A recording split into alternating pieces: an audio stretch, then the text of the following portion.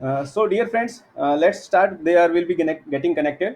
So जैसे हम आज का जो टॉपिक है हमारा है हेल्थ एंड फिटनेस अपॉर्चुनिटी के बारे में आपसे बात करूंगा। तो पहले जान लेते हैं कि हमारी हेल्थ क्या है और फिटनेस क्या है। बेसिकली क्या चीज़ है ये, मतलब अपॉर्चुनिटी तो बात की बात है, बट पहले ये तो जानिए है क्या चीज़। इसके लिए मैं आपको बताना चाहूँगा कि जैसा कि हम सब जानते हैं आजकल जो सेहत का मेजर मुद्दा बन चुका है। आप देखोगे हर गली मोहल्ले में हेल्थ के बारे में बातें हो रही हैं। नॉट इवन गली मोहल्ला, पूरे वर्ल्ड में आप चेक करेंगे कि यही बातें हो रही हैं कि कैसे हमारी हेल्थ को फिट रखा जाए, कैसे इम्यूनिटी बूस्ट की जाए। तो इस क्रिटिकल स्टेज में आपके पास मैं एक लेके आया हूँ, आपकी हेल्थ को आप कैसे सुधार के रख सकते हैं, कैसे अपनी आने वाली बीमारियों से, जो लाइफस्टाइल डिजीजेज हैं उनसे आप कैसे अपने आप को बचा सकते हैं। ठीक है, तो हमारे पास सब सॉल्यूशन है, हमको कहीं बाहर भागने की जरूरत नहीं है। आपको जस्ट अपना स्वास्थ्य का ख्याल, कुछ तरीके हैं जो हम बताएंगे और किस कारण से हो रहा है वो हम बताएंगे इसमें। और आपके जो फिटनेस के रिलेटेड जितनी भी क्वेरीज हैं आज आपकी यहाँ पे क्लियर होने वाली हैं। तो हम इसको स्टार्ट करेंगे। स्टार्टिंग में सबसे पहले हमारे पास, हम बताना चाहूँगा कि ये तो आपने सबने सुना होगा कि पहला सुख निरोगी काया, सभी जानते होंगे, और दूसरा सुख फिर घर में माया। मगर अभी आजकल का जो सिनेरियो है वो उल्टा हो चुका है। सब लोग पैसे की तरफ भाग रहे हैं और हेल्थ को हमने बिल्कुल नज़रअंदाज कर दिया है, उसके बारे में ज़्यादा सोचते भी नहीं है। सुबह ब्रेकफास्ट किया, नहीं किया, लंच किया, नहीं किया, रात का डिनर कभी स्किप हो गया, कभी बाहर चले गए।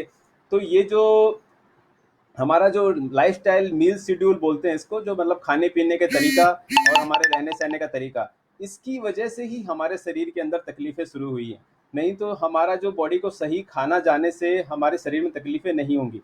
तो इस तरीके से हम देख पा रहे हैं कि जो पहला सुख है उसको हम कहीं ना कहीं भूल चुके हैं। और उसको कब याद करते हैं? जब हमें तकलीफ़ हो जाती है, जब हमारी लाइफ एकदम किनारे पे आ जाती है, तब हमको डॉक्टर के पास जाना ही पड़ता है। और वहाँ पे फिर आपको आगे पता है कि आजकल क्या हो रहा है, डॉक्टर के पास जाते हैं उसके बाद में। तो ये देखिए चिल्ड्रंस की क्या कहानी है। 66% बच्चों का शुगर लेवल सही नहीं है। ये नॉर्मल स्टडीज से हमको पता चला है कि 66% बच्चे अपना जो शुगर लेवल है वो फिट नहीं करते। तो बच्चों का अगर ये हाल है तो आप सोचिए कि जब उनका अभी एज, अडल्ट एज आएगा तो उनको क्या समस्याएं आने वाली उनके जीवन में। उसी प्रकार आप महिलाओं का देखिए। महिलाओं में सबसे बड़ी समस्या आ रही है गर्भ धारण के लिए, जो मतलब एक लाइफस्टाइल की वजह से ही हुई है। जो एक आप देख पा रहे हैं कि अगर मोटापा है तो उसकी वजह से अगर प्रेगनेंसी नहीं हो रही है, जबकि वो सही खा रहे हैं, सही लाइफस्टाइल जी रहे हैं, तो देखिए ये तकलीफें आ रही हैं, सबके पास है, आपके गली मोहल्ले के आसपास ही मिलेंगी। और ये कॉमन सी है, जो बीएमआई बढ़ने से लीवर कैंसर का खतरा होता है। ये हमें कब पता चलेगा? जब हम बीएमआई चेक करेंगे तब पता चलेगा। मगर हमको ये पता ही नहीं कि बीएमआई कब चेक कराना चाहिए, कब हमें जाना चाहिए डॉक्टर के पास में। ये सब चीज़ें तो हमें अपने शरीर का जो बेल्ट होता है उससे ही पता चल जाती है कि हमारा बीएमआई लेवल क्या है। और फिर इसी तरीके से हम देखते हैं मोटापे से भारतीयों में कैंसर का ज़्यादा खतरा है। अब ये सब चीज़ें हमको पता है, न्यूज़पेपर की कटिंग से, ये मैंने भी कुछ नहीं बनाया है। तो आप सबके सामने कहीं ना कहीं ये सब चीज़ें आती भी होंगी कि आजकल जो हेल्थ सिनेरियो है वो न्यूज़पेपर्स में कहीं ना कहीं, अगर न्यूज़पेपर में आया तो किसी रिपोर्टर ने इसके ऊपर पूरा रिसर्च करके आपके लिए ये आर्टिकल लगवाया है, ताकि आपको एक अवेयरनेस वार्निंग साइन है ये। ठीक है, फिर अभी देखिए क्या होता है, माइक्रो न्यूट्रिएंट डेफिशिएंसी इंडिया में हो गई है। इसकी वजह से चिल्ड्रन, वुमेन और हम अडल्ट सभी इसमें आ रहे हैं। जिसके अंदर बताया गया है कि 70% पोषक तत्व, आरडीए मतलब होता है रिकमेंडेड डोज ऑफ अलाउंस, उसके मतलब अपने शरीर में इतना कम से कम जाना ही चाहिए। तो वो तो हमारे जा ही नहीं रहा है। मतलब 50% तो आरडी से कम खा रहे हैं हम, 70% की रिक्वायरमेंट होनी चाहिए। और अगर वेजिटेरियन की बात करें तो 60%, उसमें और भी कम है वेजिटेरियन में तो। और फिर 50 to 90% people are deficient in vitamin D. आप ये देखिए कि पहले तो ऐसा था कि बच्चे को धूप में लेटाते थे, बोलते थे विटामिन डी मिलेगा, विटामिन डी के चक्कर में अभी आप पता चल रहा है स्किन बर्न हो जा रही है। तो इस तरीके से हमको देखना कि हमारे खाने पीने से हमारे सबकी पूर्ति नहीं हो रही है। तो इसके और डीप में जाएंगे तो वर्ल्ड हेल्थ ऑर्गेनाइजेशन बोलता है कि कम से कम 7 कंपोनेंट्स हैं फूड के, जो हम खाने से लेते हैं वो हमारे पूरे होने चाहिए, तब हमारा शरीर स्वस्थ रहेगा। अब 7 के बारे में तो हमने कभी सुना ही नहीं है। हम तो बस रोटी दाल चावल सब्जी मिल जाए दिन में 3 बार बस ओके है, फिट है। मगर इस चीज़ को सोचना होगा कि हमें क्या है इशू। तो इसको देखने के लिए इसने बताया है पोषण का आधार क्या है। हमारे भोजन में 7 जरूरी पोषक तत्व होने चाहिए, कम से कम 7। अब जिसमें 7 में सबसे पहला तो वाटर ही है, जो फ्री का है, आपको कहीं भी उसके लिए पैसा खर्च करने की जरूरत नहीं है, वो तो आपको कहीं पे भी मिल जाएगा। उसके बाद में आपको लेना है कार्बोहाइड्रेट्स, जो कार्ब्स मिलने चाहिए। फिर आपका प्रोटीन, जितना आपका वजन है उसके अकॉर्डिंग आपका प्रोटीन होना चाहिए पर ग्राम, पर केजी, पर ग्राम। फिर मिनरल्स होने चाहिए, जिसमें 15 तरह के मिनरल्स आपकी बॉडी के अंदर होने चाहिए खाने के थ्रू। देन आपका पास फैट भी जाना चाहिए। फैट भी हमको पता है कि शरीर में जरूरत है, ऐसा नहीं कि हम फैट की चीज़ें कम कर दें। वाइटामिन हमको जाने चाहिए, 13 टाइप्स के वाइटामिन है वो हमारे पास आने चाहिए। देन फाइबर हमारे पास आना चाहिए, 25 से 30 ग्राम डेली फाइबर जाना चाहिए। बट हमने आजकल तो आप फाइबर सोचोगे, आप जो हमारे पास आटा आता है बाहर से उसको छानते हैं, उसका जो निकलता है उसको बाहर फेंक देते हैं। देन मतलब फाइबर तो हमने फेंक ही दिया, फाइबर यूज ही नहीं करते हम, सब्जियां छील छील के यूज कर रहे हैं। तो इस तरीके से क्या होगा कि हमारे खाने में ये जो 7 कंपोनेंट्स हैं, इस यही हमारी तकलीफों की जड़ है। तो इसको हमको लेना पड़ेगा कि ये चीजें हम कैसे पूर्ति कर पाए।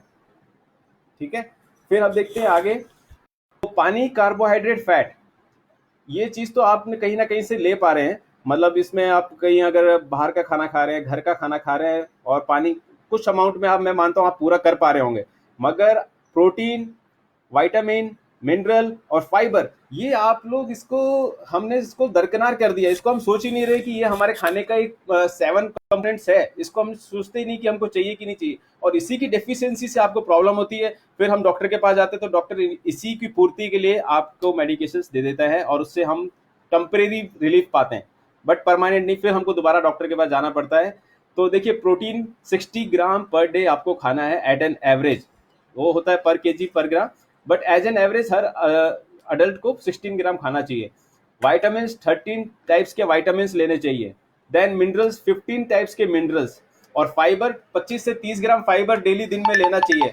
ये अभी बहुत बड़ा इशू है कि ये जो चीजें मैंने आपको बताई है ये मिलेंगी कहाँ से, ये कहाँ मिलेगी, कौन सी दुकान पे मिलेगी, मैं कहाँ पे जाके vitamin A B C D E K लूँ, कहाँ पे जाके लूंगा, ये एक बहुत बड़ा चैलेंज है आज के मार्केट में। और इसी के लिए अभी देखो, आप देखिए, वुमेन्स के लिए हम देखें तो 55 ग्राम, और मेल के लिए 60 ग्राम, दैट जो मैंने बताया था 1 ग्राम पर केजी। तो आपका जितना वजन है उसका आप उतने ग्राम प्रोटीन दिन के अंदर पूरा होना चाहिए। तो आप अपना अपना डाइट चेक करके देख सकते हैं कि हम कितना प्रोटीन इंटेक कर रहे हैं। देन आता है कि इसी के साथ में क्या होगा, जब आपका फाइबर कम होगा, वाटर इनटेक कम होगा, तो आपका डाइजेशन प्रॉब्लम होगा। जो स्मॉल इंटेस्टाइन होती है वो डाइजेशन के लिए सबसे इंपॉर्टेंट पार्ट प्ले करती है, रोल के लिए।